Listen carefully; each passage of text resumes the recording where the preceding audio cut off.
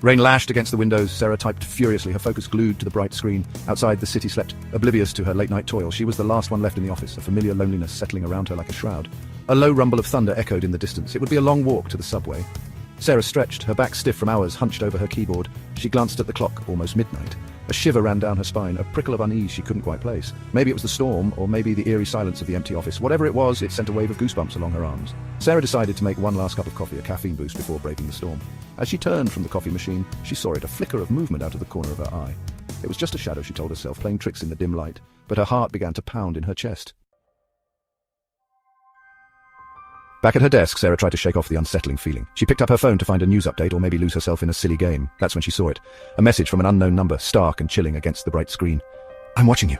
Her breath caught in her throat and her fingers trembled as she stared at the message. It had to be a prank, a sick joke. But the shadow she had seen, the eerie feeling that had settled over her, suddenly felt very real. Her heart hammered against her ribs, a frantic drumbeat in the silence of the office. She glanced nervously around the room, her eyes scanning the darkened corners, the spaces beneath desks, searching for any sign of movement.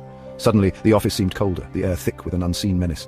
She tried to rationalize, to tell herself it was just a coincidence, but deep down, a primal fear was taking root. Someone was watching her. She could feel it. The hairs on the back of her neck stood on end. She could hear her own pulse in her ears, a frantic rhythm that mirrored the pounding in her chest. Slowly she rose from her chair, her eyes glued to the doorway. That's when she saw him. A tall, dark figure, its features obscured by the shadows, materialized in the doorway. For a moment the world seemed to stop. Time itself held its breath as Sarah stared at the figure, her mind struggling to process what her eyes were seeing. Then, as if released from a spell, she sprang into action. She had to get out, had to escape the suffocating terror that had gripped her.